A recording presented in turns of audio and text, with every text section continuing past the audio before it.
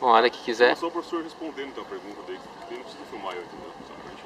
Só dá uma afastadinha pro lado, então deu... Só o professor. Professor, então...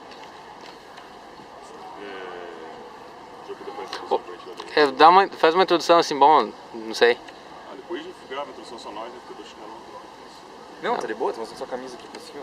Mas não tem certo com a camisa. Não, mas... É curso de moda agora. Curso de moda. Não. Depois a gente faz a introdução, graças ao professor. Tá bom, vai. Não, Não, vou fazer você perguntando, né? a gente corta, Não, mas a não gente precisa. corta, É dá só nada. o professor respondendo. Relaxa, a gente corta. Cheio de você cortando na metade do vídeo. Legal, professor. Não, beleza então, beleza. Tá. Então, esse é, professor. Qual o ponto de vista moral e ético da relação entre pessoas e os impactos da relação de consumo? Bom, um dos grandes impactos que existe na relação de consumo é a grande dificuldade em definir qual seria a fronteira adequada do consumo consciente ou, digamos assim, consumo adequado do ponto de vista da sustentabilidade.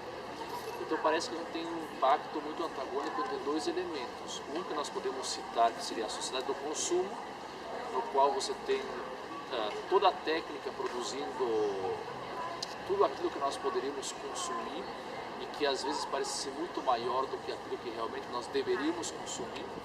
Então o primeiro problema moral desse tipo de sociedade é que nós consumimos coisas que às vezes nós não necessariamente escolhemos, do tipo alimentação, vestuário, moda. E a segunda ideia é que além da sociedade do consumo nós temos uma grande dificuldade que é definir qual é a participação da pessoa frente às decisões da sua escolha. Então, se nós pegarmos, por exemplo, essa relação, é possível observar que a ética busca exatamente avaliar, através de uma reflexão, qual seriam os impactos das escolhas conscientes que nós fazemos a partir daquilo que nós consumimos. Em cima disso, a gente pode pensar, por exemplo, uma das ideias clássicas que foi feita por uma escola chamada Escola de Frankfurt, que é um grupo de pensadores que surge na década de 1930, junto ao Instituto de Pesquisa Social da Universidade de Frankfurt. E entre eles encontra-se, por exemplo, Theodor Horkheimer, Walter Benjamin, Herbert Marcuse, Erich Fromm e um atualmente que está vivo que se chama Jürgen Habermas. Então esses autores têm um propósito, que é discutir como e de que forma a indústria cultural ela cria um processo de massificação da pessoa. E nós aos poucos vamos substituindo a técnica pela produção em larga escala, ou seja, em algum momento nós perdemos a verdadeira identidade daquilo que nós produzimos e nós consumimos muito mais do que aquilo que nós optaríamos em consumir. Um desses autores específico, que é um psicólogo, que tem uma discussão ética muito importante, chama-se Erich Fromm. E o Erich Fromm escreve um livro chamado Ter ou Ser. E nessa obra o autor diz o seguinte: o que é mais importante para a pessoa, né? Pensando aí no século XX, nós somos por aquilo que nós temos, e quem não tem não é. Então a identidade da pessoa passou a ser constituída pela quantidade de ter ou de consumo que nós adquirimos ao longo do tempo.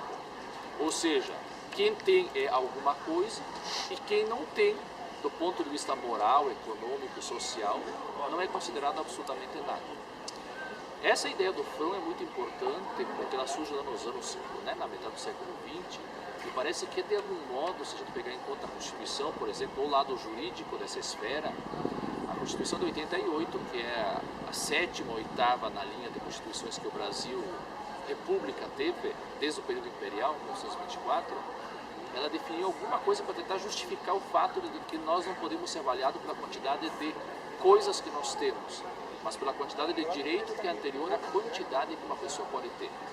Então, nesse caso, se nós pegarmos o artigo 5º, por exemplo, ele diz o seguinte, que todas as pessoas são iguais em direitos e deveres, sendo garantido ao brasileiro e estrangeiro, residente no nosso território, a inviolabilidade da vida, a igualdade, a liberdade, segurança e propriedade.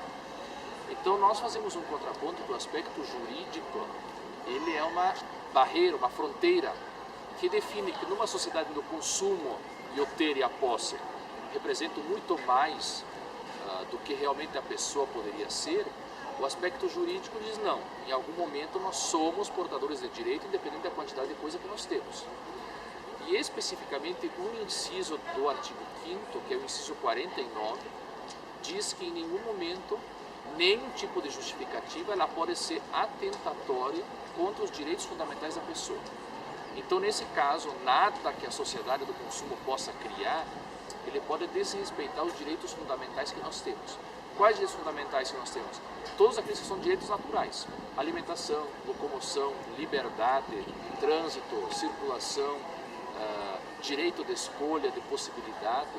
Então, de algum modo, essa ideia dos direitos fundamentais, eles resgatam a ideia de que, embora a identidade da pessoa, numa sociedade extremamente técnica, valorize muito mais o ter e o consumo do que o ser, esses direitos fundamentais, eles protegem a liberdade das pessoas. Então, de algum modo, parece que a ideia da crítica da escola de Frankfurt é a crítica do sistema atual. Nós começamos a pensar na sustentabilidade, na ecopropaganda, na eficiência das relações sociais, porque em algum momento nós pensamos que as pessoas, o indivíduo, está perdendo o seu verdadeiro papel, que seria um papel de escolha. Então esse é o grande aspecto ético que está por trás disso. O problema não é o consumo, não é a quantidade de coisa que nós produzimos, mas é a quantidade de escolha que nós temos ao consumir uma coisa que nós não escolhemos. Por exemplo, a gente compra um produto e tem duas marcas do mesmo produto. Qual é a grande dificuldade? É a ausência do poder deliberativo de escolha. Nós queremos nos locomover. Existe uma fabricante nacional de combustível. É a ausência de escolha. Tem que consumir. Nós temos uma indústria que vende tabaco e seus derivados. Nós temos um poder de escolha que avalia diferente a medida. Porque o cigarro que é produzido aqui, ele tem um tipo de rótulo e o que é vendido fora tem outro. Então o problema não é em relação à saúde, é em relação à quantidade de consumo que uma coisa pode ter. Então parece que a grande dificuldade que existe nas condições atuais é que nós ainda mensuramos muito mais as pessoas por aquilo que elas têm, que elas consomem, do que efetivamente por aquilo que elas realmente são. Então a grande crítica que existe, do ponto de vista ético, que influencia muitas dimensões, é pensar de que forma nós poderíamos resgatar os valores de escolha, que eu chamaria especificamente de direitos fundamentais, e deixar com que cada pessoa tenha um certo poder de autonomia para decidir.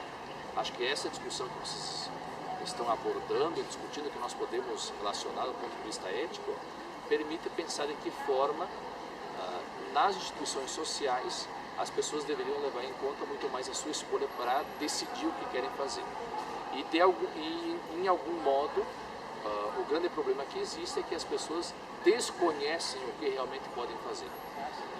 Se a gente pegar especificamente um ponto, que é o artigo 3º da Lei de Introdução ao Código Civil, ele diz o seguinte: nenhuma pessoa pode alegar desconhecimento da lei. Ou seja, nenhum de nós pode alegar que desconhece o seu direito em relação ao que consome. Agora, esse é o ponto teórico. O ponto de vista prático é que, no fundo, nós não conhecemos efetivamente o que nós podemos fazer.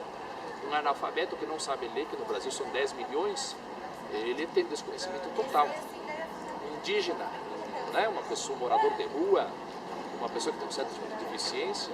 Então, de algum modo, isso parece representar a ausência do conhecimento daquilo que nós poderíamos ter. Então, se nós enumerássemos, para finalizar essas ideias, qual é a relação entre a ética e o consumo?